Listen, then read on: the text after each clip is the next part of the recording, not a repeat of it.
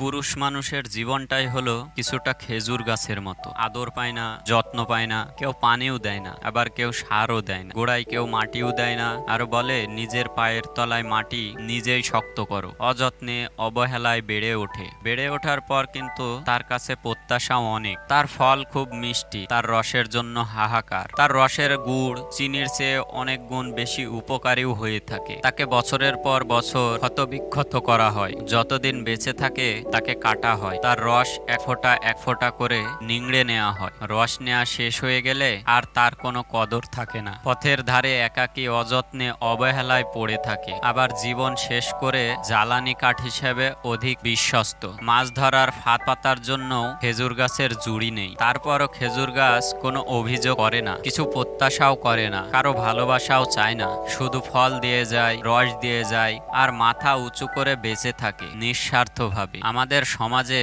পরিবারে পুরুষ মানুষ ঠিক এরকমই। না পায় কোনো যত্ন, সবসময় শুধু অবহেলায়। আপনি যদি পরিশ্রম করতে না পারেন, আর যদি অধিক পরিমাণে টাকা ইনকাম করতে না পারেন, তাহলে পরিবারে আপনাকে কেউ মূল্য দিবে না, কেউ আপনার সঙ্গে থাকবে না, সবাই এড়িয়ে চলবে। তাই সবসময় নিজেকে কঠোর পরিশ্রমী তৈরি করুন, নিজেকে সাফল্যের দিকে এগিয়ে নিয়ে যান। আপনাকে আপনার মতো করে জীবন চালাতে হবে। সবাইকে দেখিয়ে দিন যে আপনার মধ্যে অনেক শক্তি আছে, আপনিও পারবেন। শুধুমাত্র একটু ধৈর্য ধরে নিশ্চিত নিজের লক্ষ্যটাকে ঠিক করে কাজ করুন। একদিন আপনিও সফল হবেন। সফলতা এমনি এমনি আসে না, অনেক পরিশ্রম করতে হয়, এবং আপনাকে ভালো মতো সঠিক জায়গা নির্বাচন করে পরিশ্রম করতে হয়। তো যাই হোক, সবসময় নিজেকে নিজের লক্ষ্যে অটুট রেখে কাজ করে যান, সফলতা একদিন আসবেই। বন্ধুরা, ভিডিওটি যদি ভালো লাগে চ্যানেলটি সাবস্ক্রাইব করে দেবেন, এবং এ ধরনের ভিডিও পেতে অবশ্যই বেল আইকনটি অল করে দেবেন।